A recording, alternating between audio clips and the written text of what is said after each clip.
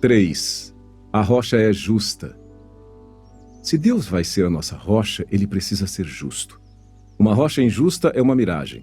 Uma pandemia global abala justamente a nossa confiança de que Deus é justo, santo e bom. Se Deus não é justo no meio dessa pandemia, não temos uma rocha.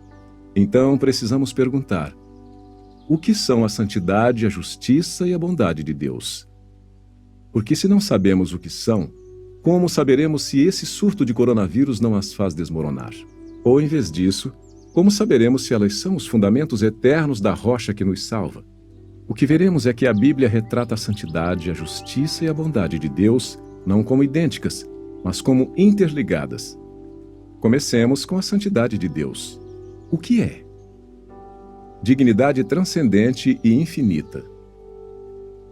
O significado da raiz da palavra santidade no Antigo Testamento traz a ideia de estar separado, diferente e separado do comum. E quando aplicada a Deus, essa separação implica que Ele está sozinho em outro patamar. Ele é como um diamante sem igual e extremamente valioso. Podemos usar a palavra transcendente para esse tipo de separação divina. Ele é tão singularmente separado que transcende toda outra realidade. Ele está acima de tudo e é mais valioso do que tudo. Quando Moisés atingiu a rocha, em vez de falar a ela da maneira que Deus ordenou, Deus o repreendeu. Vocês não confiaram em mim para honrar minha santidade à vista dos israelitas. Números 20:12, NVI. Em outras palavras, Moisés tratou Deus não como alguém excepcional e extremamente confiável, mas como apenas mais uma autoridade humana junto a outras que poderiam ser ignoradas. Ou em Isaías 8:12-13, Deus disse a Isaías: não temam aquilo que o povo teme, nem fiquem apavorados. Ao Senhor dos Exércitos, a Ele vocês devem santificar. É a Ele que devem temer, é dele que devem ter pavor. Em outras palavras, não coloque Deus no mesmo patamar que todos os seus temores e pavores comuns. Trate-o como um temor e pavor absolutamente separados e únicos, transcendentes. Portanto, a santidade de Deus é a sua infinita transcendência e seu supremo valor. Ele está sozinho em outro patamar, o que significa que ele não depende de mais nada para a sua existência. Ele é autoexistente. Então, ele não precisa de nada e não depende de nada. Ele é completo, perfeito. Assim, possui um valor supremo como fonte de toda a realidade e de todo o valor. Acima de tudo, mas não solitário. A elevação infinita de Deus acima de toda outra realidade não significa que ele seja uma mente solitária e sem amor. A doutrina histórica da Trindade é completamente bíblica. Deus existe como 3 pessoas divinas. Mas esses 3 são uma essência divina. Existe um Deus, não 3. Mas esse Deus único existe em uma unidade misteriosa e verdadeira de Pai, Filho e Espírito Santo. Cada um, eterno e sem começo. Cada um verdadeiramente Deus. Portanto, a santidade, a dignidade e grandeza transcendentes de Deus não significa que ele seja solitário e sem amor em sua elevação infinita. Deus Pai conhece e ama o Filho de maneira perfeita, completa e infinita. Marcos 1:11, 9:7, Colossenses 1:13. Deus Filho conhece e ama o Pai de maneira perfeita, completa e infinita. João 14:31. O Espírito Santo é a expressão perfeita, completa e infinita do conhecimento e amor mútuos do Pai e do Filho. Por que isso é importante? Porque essa perfeita comunhão trinitária é essencial para a plenitude, perfeição e completude de Deus. É essencial à sua dignidade, beleza e grandeza transcendentes, isto é, essencial à sua santidade. A santidade está interligada à justiça. Há uma dimensão que falta nessa descrição da santidade de Deus. A Bíblia fala da santidade de Deus não apenas em termos de transcendência, mas também em termos de moralidade. Ser santo não é apenas ser separado e transcendente, mas também ser justo. Isso força uma pergunta que terá grandes implicações para a maneira como vemos o coronavírus em relação a Deus. Já que a justiça implica fazer o que é certo, e fazer o que é certo implica o cumprimento de algum padrão de retidão, qual padrão a justiça de Deus cumpre? Antes da criação não havia padrões fora de Deus.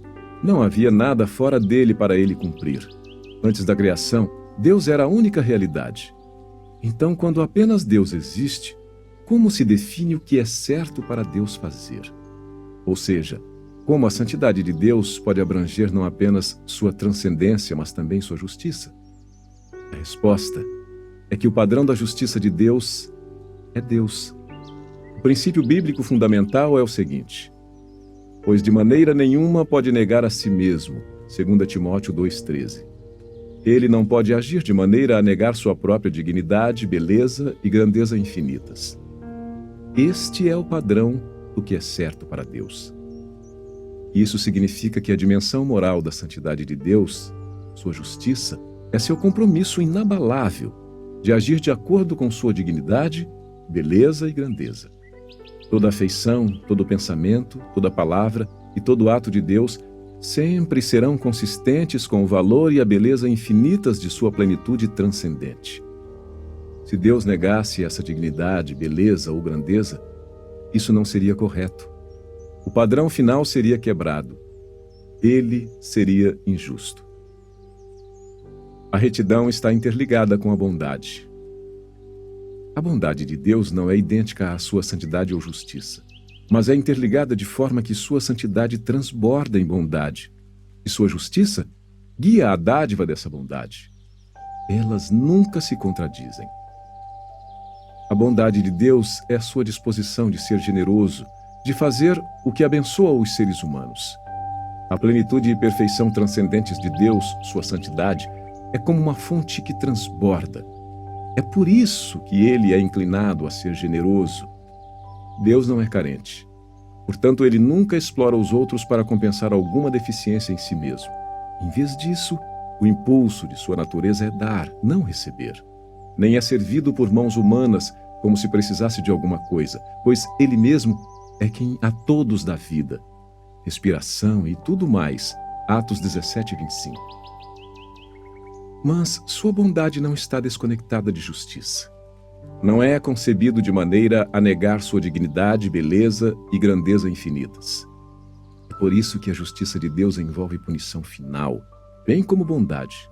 Quando Deus pune aqueles que não se arrependem no inferno, ele não lhes concede sua bondade, mas ele não deixa de ser bom. Sua santidade e justiça governam a concessão de sua bondade. Por isso que sua bondade flui especialmente àqueles que o temem e que se refugiam nele. Como é grande a tua bondade que reservaste aos que te temem, da qual usas diante dos filhos dos homens para com os que em ti se refugiam. Salmos 31, 19. Essa reverência e fé não fazem alguém merecer a bondade de Deus? Pecadores finitos e totalmente dependentes não podem merecer nada de Deus. A bondade de Deus para com pecadores é sempre livre e imerecida.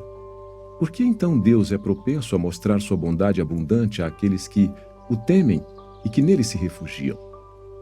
É porque tal reverência e fé demonstram a dignidade, beleza e grandeza de Deus, Romanos 4:20. E, portanto, a justiça de Deus o inclina a afirmar tais atitudes que honram a Deus. E sobre o coronavírus? No próximo capítulo, passaremos à sabedoria de Deus que tudo sabe e tudo governa sobre todas as coisas. Mas o que vimos aqui nos impedirá de concluir que a mão de Deus sobre o coronavírus desabone sua santidade, retidão ou bondade. Não seremos tão ingênuos a ponto de equiparar o sofrimento humano à injustiça divina, ou concluir que Deus deixou de ser santo ou bom ao governar seu mundo. Todos nós somos pecadores, sem exceção. Todos nós trocamos a glória da dignidade, beleza e grandeza de Deus por coisas que apreciamos mais. Romanos 1:23, 3:23. Isso é uma desonra vergonhosa a Deus, quer reconheçamos ou não. Portanto, merecemos ser punidos. Nossa desonra da glória de Deus nos torna objetos dignos da ira sagrada. A Bíblia diz que somos, por natureza, filhos da ira. Efésios 2:3. O que significa que Deus seria santo e justo ao reter sua bondade de nós. O coronavírus, portanto, não aponta para a falta de santidade, justiça ou bondade de Deus. Nossa rocha nesses dias conturbados não é injusta. Ele não é profano. Ninguém é santo como o Senhor. Não há rocha como nosso Deus. 1 Samuel 2:2. Nossa rocha não é uma miragem.